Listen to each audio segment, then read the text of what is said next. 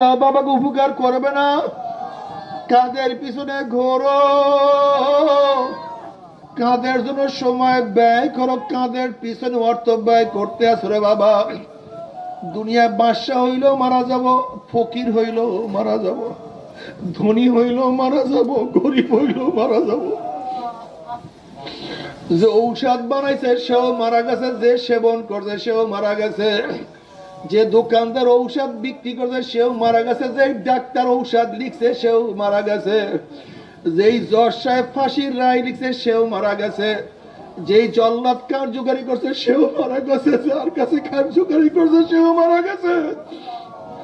ধনীও নাই, গরিবও নাই, বাদশাও নাই, প্রজাও নাই, সুখীও নাই, দুঃখীও নাই, জালেমও নাই, মাজলুমও নাই, নমরুদ নাই, ফিরাউন নাই, মুসাও নাই, ইব্রাহিমও নাই, বাবাও নাই, দাদাও নাই, বন্ধুও নাই, বান্ধবও নাই, সব বিদায় হইয়া যাইতে আছে রে বাবা।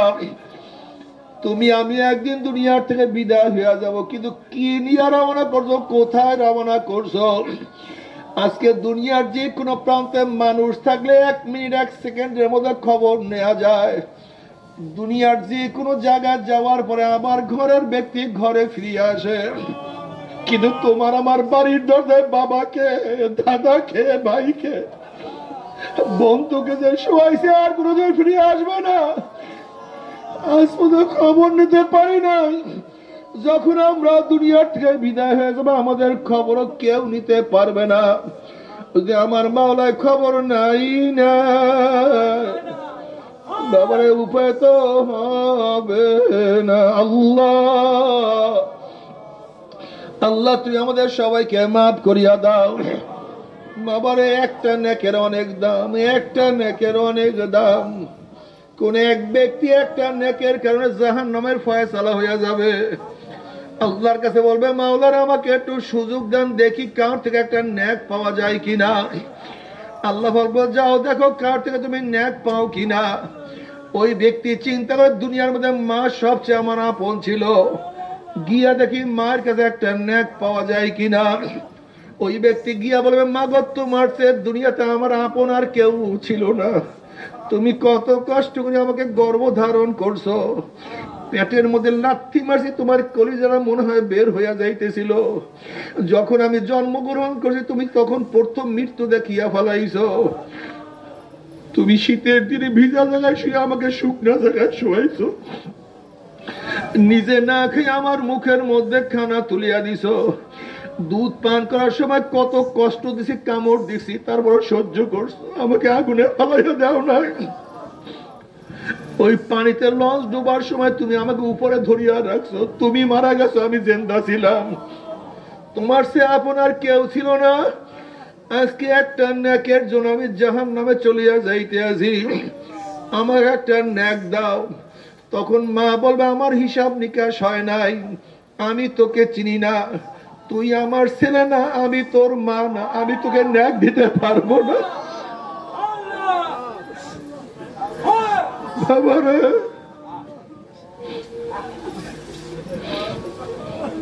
বাবারে কি বলবো। নবী আলাইহিস সালাতু ওয়াস সালাম ফরমান কিয়ামতের ময়দানে সমস্ত মানুষ উলঙ্গ অবস্থায় উঠবে। আম্মা জান আয়েশা বলছে ইয়া নবী আল্লাহ আমরা কলে তোমরা উলঙ্গ অবস্থায় উঠবা। কলে ইয়া নবী আল্লাহ ইয়া রাসূলুল্লাহ লক্ষ লক্ষ কোটি কোটি মানুষ কিয়ামতের ময়দানে থাকবে, যে আমরা উলঙ্গ অবস্থায় উঠি আমাদেরকে লজ্জা লাগবে না? নবী বললেন হে আয়েশা কিয়ামতের ময়দানে এত কঠিন হবে, এত ভয়াবহ হবে, সমস্ত মানুষের চক্ষু উপরের দিকে উঠবে, কোন মানুষ চক্ষু নিচের দিকে নামাইতে পারবে না। আল্লাহ তুমি মাফ করিয়া দাও। কিয়ামতের অবস্থা দেখিয়া সমস্ত নবীরা পর্যন্ত স্ত্রীর কথা ভুলিয়া যাবে, সন্তানের কথা ভুলিয়া যাবে, ভাইয়ের কথা ভুলিয়া যাবে, উম্মতের কথা ভুলিয়া যাবে। সমস্ত নবীরা বলবে মাওলা আমাকে বাঁচাও, আমাকে বাঁচাও, আমাকে বাঁচাও, আমাকে বাঁচাও।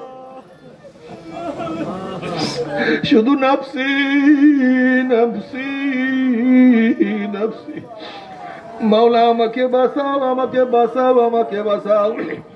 ওইদিকে জাহান্নাম গুরিম গুরিম আওয়াজ মারবে, জাহান্নামের আওয়াজে কিয়ামতের ময়দানে থর থর থর থর করে কাঁপতে থাকবে। এক একটা জাহান্নামের গলার মধ্যে 70,000 শিকল লাগানো হবে। আল্লাহ তুই আমাদের সবাইকে মাফ করিয়া দাও। হঠাৎ জিবরাইল আলাইহিস সালাম উঁচা আওয়াজে বলবে, ওই যে দেখো জাহান্নাম নবী মুহাম্মাদের উম্মতের দিয়ে যাইতে আছে। এই আওয়াজ আমার নবীর কানে ঢোকার সাথে সাথে নবী আলাইহিস সালাম সিজদায় পড়ে বলবে, মাওলা তোমার ইজ্জত ও জালালের কসম খেয়া বলতে আছি, আজকে ওই জাহান্নাম তোমার একটা উম্মতকেও খাইয়া ফেলায়, আমি কিন্তু তোমার হাবিব জান্নাতের মধ্যে ঢুকবো না।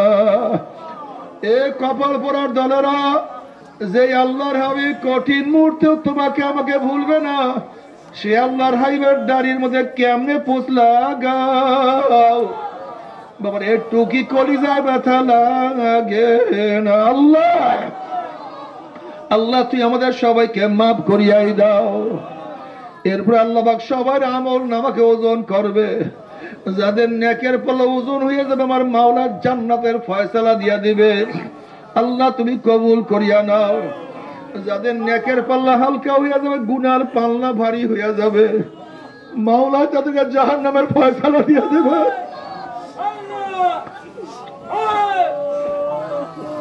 জাহান্নামের মধ্যে যখন ধাক্কা দিয়া জাহান্নাম থেকে ফালাইয়া দেওয়া হবে, 70 বছর পর্যন্ত জাহান্নাম নিচে যাইতেই থাকবে, যাইতেই থাকবে, যাইতেই থাকবে। আল্লাহ আল্লাহ তুই আমাদের সবাইকে মাফ করিয়াই দাও। জাহান্নামীদেরকে একটা জাহান্নামীদেরকে আগুনের পোশাক পরাইয়া দেওয়া হবে, আগুনের পোশাক। কি যে অবস্থা, আল্লাহ তুই মাফ করিয়া দাও।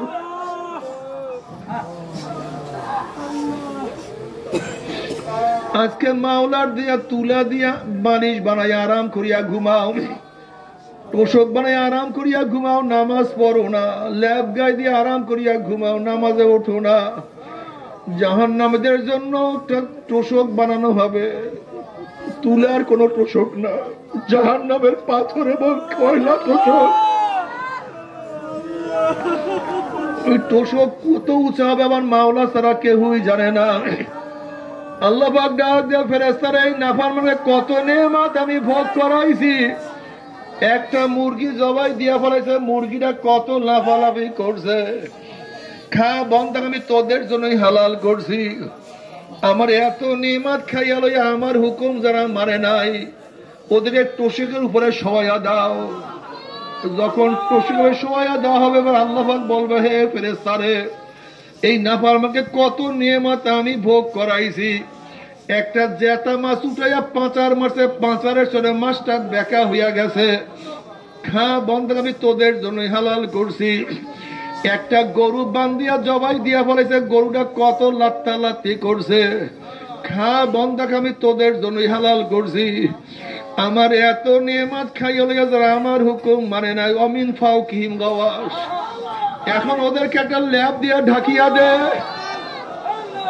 কোন তুলার ল্যাব না, জাহান্নামের পাথর এবং কয়লার ল্যাব হবে। কত ওজন হবে, কত টন, কত শত হাজার মন ওজন হবে, আমার মাওলা ছাড়া কেউই জানে না। এবার আল্লাহ পাক ডাক দিয়ে ফেরেশতারে, একটা গাভীর বাচ্চা সারা রাত্র বান্ধিয়া রাখছে। গাভীর বাচ্চাটা একবার শুইছে, আর একবার দাঁড়াইছে, হাম্বা কইয়া চিল্লান মারছে। ও ডাক দিয়া বসে, মাগো আমার কলিজা শুকায় গেছে, আমার জিব্রা শুকায় গেছে, আমার এক চুমুক দুধ দাও। আবার গাভীটা ডাক দিয়া বসে, হে আমার বাচ্চা, মাওলা আমাদেরকে বনি আদমের জন্য বানাইছে। এই বনি আদম খাইয়া লইয়া যত রোগ থাকবে তা খাইয়া মাওলা শুকরিয়া আদায় করবি।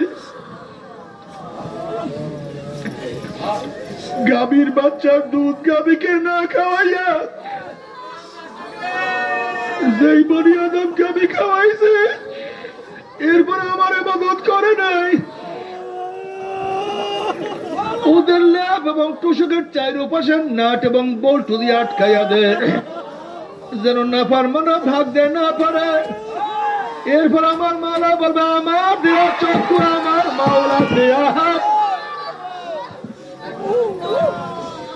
আমার মাওলা সব নেয়ামত ভোগ করিয়া যারা আমার হুকুম মানে নাই ওদের ল্যাব এবং তোষকের মধ্যে জাহান্নামের আগুন লাগাইয়া দাও।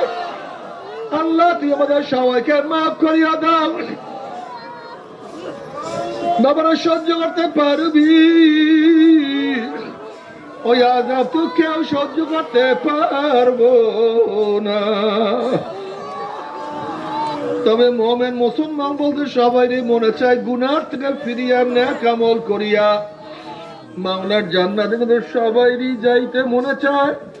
গুনাহ নিয়া মাওলার জাহান্নামে কাউরি কিন্তু যাইতে মনে চায় না। কিন্তু কেনই বা আমরা নেক আমল করতে পারি না, কেনই বা গুনার কাম ছাড়তে পারি না?